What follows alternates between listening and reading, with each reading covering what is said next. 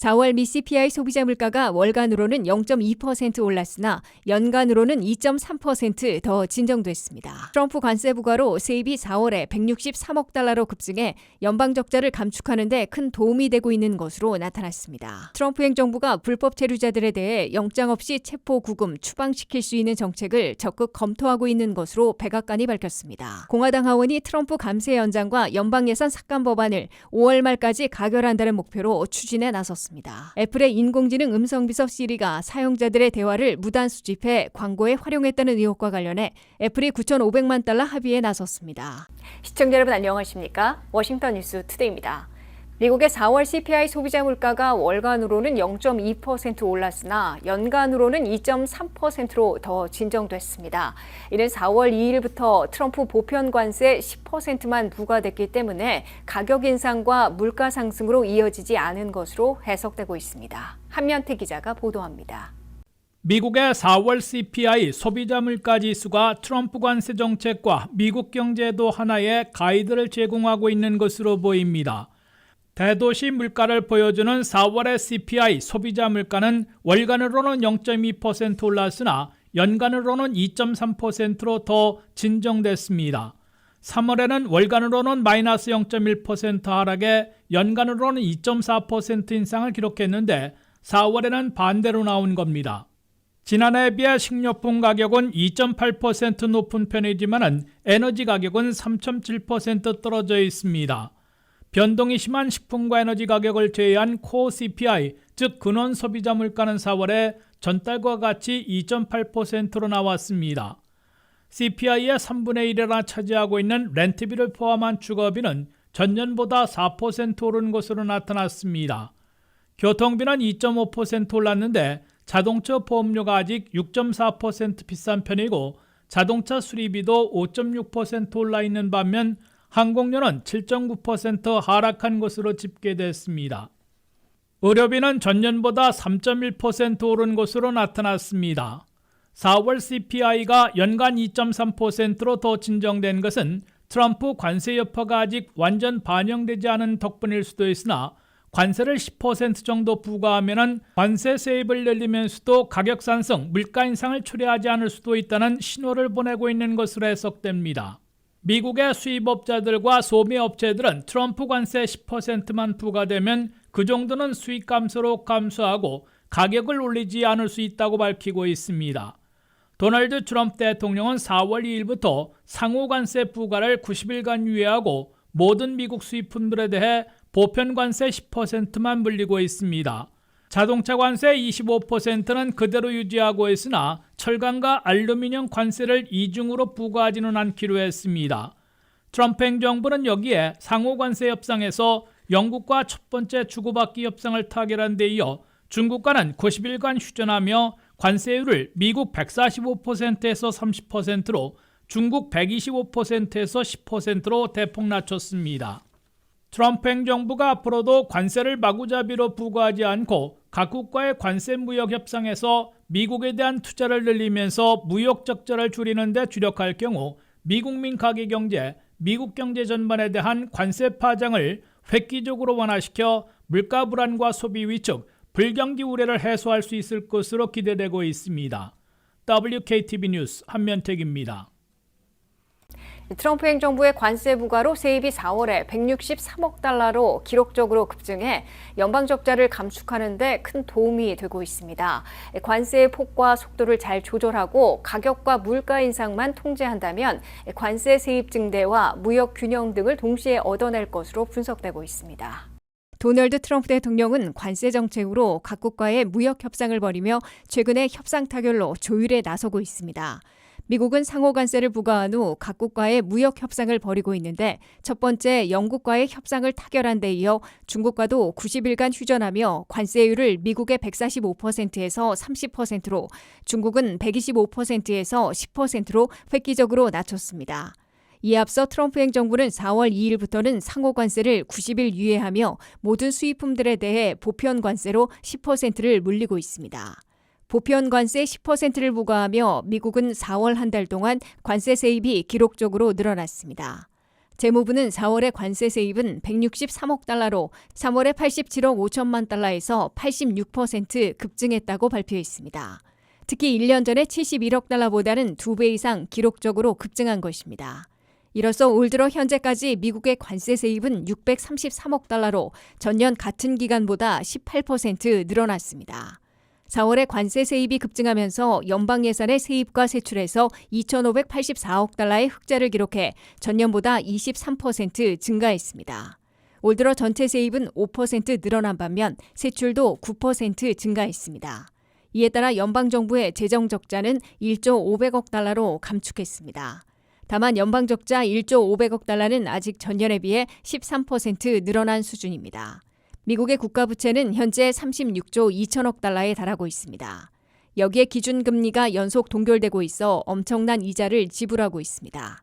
연방 예산에서 국채에 대한 이자 지급은 4월에도 890억 달러를 기록했고 전 회계연도 누계로는 5,790억 달러를 지불했습니다.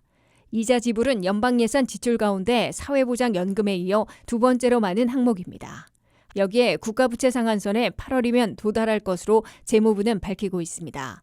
그때까지 국가부채 상한선을 다시 올려야 하는데 공화당 의회는 7월 4일 독립기념일까지 완료하려는 트럼프 감세 연장과 예산삭감 법안에서 부채 한도를 4조 달러 올리려 시도하고 있습니다. 트럼프 행정부가 불법 체류자들에 대해 영장 없이 체포, 구금, 추방하는 정책 시행을 검토하고 있는 것으로 알려졌습니다. 스티븐 밀러 백악관 정책 담당 부비서실장은 불법 이민 문제를 다루기 위해 인신 보호 영장을 정지시키는 방안을 검토하고 있다고 밝혔는데요. 하지만 이는 위헌 논란을 불러올 것으로 보여 연방 대법원에서 판가름 날 것으로 예상됩니다. 한면택 기자의 보도입니다. 2천만 명으로 불어난 불법 체류자들은 모두 추방하겠다는 트럼프 행정부의 강한 의지로 추방 재판 없는 신속 추방에 이어 영장 없는 체포 구금 정책까지 검토되고 있습니다. 트럼프 행정부는 헤비어스 코퍼스로 불리는 인신보호 영장을 정지시키는 방안을 적극 검토하고 있다고 스티븐 밀러 백악관 정책 담당 부비서실장이 밝혔습니다. Well, the Constitution is clear, and that, of course, is the supreme law of the land. That the privilege of the writ of habeas corpus can be suspended in a time of invasion. So I would say that's an option we're actively looking at. 초강경 트럼프 이민 정책의 설계자로 널리 알려진 스티븐 밀러 부비서실장은 트럼프 대통령은 불법 이민 문제를 다루기 위해서는 인신보호영장을 정지시켜야 한다는 입장을 강조해왔다고 전했습니다. 트럼프 행정부가 헤비어스 코퍼스 인신보호영장을 정지시킬 경우 불법 체류자들을 영장 없이 체포 구금하겠다는 뜻으로 해석되고 있습니다. 트럼프 대통령이 앞서 지난 3월 중순 227년 된 적대국 외국인법을 발동해 베네수엘라 갱단원 등 130여 명을 추방 재판 없이 신속하게 제3국인 엘살바도르로 추방한 바 있습니다. 이를 미루어 트럼프 행정부는 사상 최대 규모의 불법 체류자 체포 추방 작전을 가로막고 있는 체포 구금 영장과 추방 재판을 건너뛰고 대거 체포 구금하고 있다가 신속 추방하는 정책을 시행하려는 것으로 분석됩니다. 그러나 적대국 외국인법에 이어 인신보호영장 정지는 모두 위헌 논란을 불러일으키고 있어 연방 대법원에서 판가름 날 것으로 예상되고 있습니다. 인신보호영장 제도는 미국 수정헌법 1조에 의해 전쟁이나 반란, 침공과 같은 특별한 경우에만 허용되고 있어 지금이 그런 전시인지 위헌의 소지가 있는 것으로 지적되고 있습니다. 이미 적대국 외국인법은 연방대법원에서 발동까지는 허용됐으나 적법 절차인 추방재판을 거치지 않은 신속추방은 위헌의 소지가 있다며 중지명령을 받아 시행하기 어려운 상황입니다. 두 곳의 연방법원 판사들은 트럼프 지명자를 포함해 트럼프 행정부가 베네수엘라 갱단인 투렌데 아라구아가 미국을 침공했다는 충분한 근거를 제시하지 못해 적대국 외국인법에 의한 적법 절차 없는 제3국 신속추방은 위헌이라고 판결했습니다. 법원에 영장 없이 체포 구금할 수 있는 인신보호 영장이 정지된 사례는 남북전쟁과 일본의 하와이 진주만 기습 공격 등 현재까지 4차례만 인정받아 왔는데 현재 불법 체류자 체포 추방 작전이 그때와 같은 이민자 침공에 따른 전시인지에 대해서는 논란을 사고 있습니다. WKTV 뉴스 한면택입니다. 연방 상하원을 장악하고 있는 공화당 하원은 5월 말까지 가결할 트럼프 감세 연장과 연방 예산 삭감 법안을 구체화하고 있습니다. 메디케이드에서 10년간 7천억 달러 이상 삭감하고 오바마 케어의 정부 보조도 1천억 달러 이상 줄이겠다고 제시했습니다. 공화당 의회는 트럼프 감세 조치들을 연장하기 위해 사회 안전망 예산을 2조 달러 정도 삭감하는 방안을 5월과 6월에 가결시켜 7월 4일 독립기념일까지 도널드 트럼프 대통령에게 보낸다는 목표로 추진하고 있습니다. 공화당 하원은 5월 말까지 가결할 트럼프 감세안 연장과 연방 예산 삭감 법안의 세부 내역을 공개했습니다. 공화당 하원은 특히 1조 5천억 달러 내지 2조 달러 절약하기 위해 메디케이드와 오바마 케어 등 헬스케어에서 주로 삭감하겠다는 방안을 제시했습니다. 가장 큰 삭감은 저소득층 7,200만 명이 이용하고 있는 메디케이드에서 이루어지게 됩니다. 공화당 하원안은 메디케이드 예산에서만 10년간 7,150억 달러를 삭감하겠다고 밝혔습니다. 그럴 경우 10년에 걸쳐 메디케이드 수혜자들이 860만 명 줄어들 것으로 의회 예산국은 추산했습니다. 한꺼번에 메디케이드 수혜자들이 이용 자격을 박탈당하는 것은 아니지만 달라지는 수혜 자격에 맞지 않는 사람들은 법 시행 초반에 대거 탈락할 것으로 예고되고 있습니다. 메디케이드를 대폭 삭감하는 방법으로는 연소득이 연방 빈곤선의 100%를 넘는 경우 코페이먼트를 내도록 의무화하고 거동이 가능한 육체에 자녀가 없는 성인들에게는 노동을 요구하게 되며 각 주에서 자격 여부를 정확하게 심사하게 됩니다. 정부 보조를 삭감하면 오바마 케어 가입자들의 월 프리미엄 보험료가 오를 것이란 예고가 나오고 있습니다. 메디케이드 삭감에 대해 공화당 상원의원들은 공화당 하원안보다 폭을 줄이려 시도할 가능성이 있어 최종안에서 얼마나 조정될지 주목을 끌고 있습니다. 도널드 트럼프 대통령은 공화당 하원안이 하나의 매우 멋진 법안이라며 지지 입장을 표명해왔습니다. 이에 따라 두 가지 법안으로 나눠 추진하려던 공화당 상원도 하나의 예산 조정 법안에 트럼프 감세 연장과 예산 삭감을 모두 담는 하원안을 수용하게 될 것으로 예상되고 있습니다. 애플의 인공지능 음성비서 시리가 사용자 몰래 대화를 수집하고 이를 광고에 활용했다는 의혹이 제기돼 왔는데요. 이와 관련해 애플은 혐의를 부인하면서도 약 9,500만 달러 합의에 나섰습니다. 이에 따라 시리 기능이 탑재된 애플 기기를 사용한 소비자라면 누구나 보상 신청이 가능합니다. 홍희진 기자의 보도입니다. 애플의 인공지능 음성비서 시리가 사용자의 사적 대화를 무단으로 수집하고 이를 광고에 활용했다는 의혹과 관련해 애플이 9,500만 달러에 달하는 합의에 나섰습니다. 해당 소송은 지난 2021년 캘리포니아 주민의 제기로 시작됐습니다.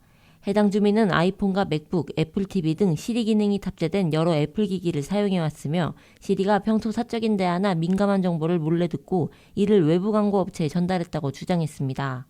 실제로 접수된 소장에 따르면 사용자의 일상 대화 내용이 음식점, 의류 브랜드 등 기업에 공유돼 이후 애플의 검색 기능이나 사파리 브라우저를 통해 맞춤형 광고가 노출됐다는 정황이 포함됐습니다. 이에 대해 애플 측은 모든 주장을 부인하며 어떠한 위법 행위도 하지 않았다고 밝혔지만 법적 분쟁을 피하기 위한 합의에 이르렀습니다. 2014년 9월부터 2024년 12월까지 시리 기능이 탑재된 아이폰이나 기타 애플 기기를 사용하면서 비공개 또는 사적인 대화 중 시리가 의도치 않게 작동한 경험이 있는 사용자는 이번 합의금 청구 대상에 해당됩니다. 청구 인원수에 따라 지급 금액은 달라질 수 있지만 합의 웹사이트에 따르면 기기 한 대당 최대 $20까지 보상받을 수 있습니다. 최대 5대까지 시리 지원 기기에 대해 청구할 수 있으며 이 경우 최대 지급액은 $100입니다. 일부 소비자에게는 이번 애플 합의에 대한 안내 이메일이나 엽서가 발송되었고 청구 아이디 번호와 확인 코드가 함께 제공되었습니다. 이 정보를 받은 사람은 2025년 7월 2일까지 해당 웹사이트에서 청구를 완료할 수 있습니다. 만약 이메일이나 엽서를 받지 않았더라도 웹사이트에서 신청할 수 있습니다. 이 경우 이름과 주소, 애플 기기의 구매 증빙 등 자료를 준비해야 합니다. 현재 시리 기능이 탑재된 애플 기기를 소유한 소비자들은 일정 요건을 충족할 경우 이번 합의에 따라 보상을 신청할 수 있습니다. 청구 절차는 정해진 웹사이트를 통해 진행되며 접수 마감일은 향후 공지될 예정입니다.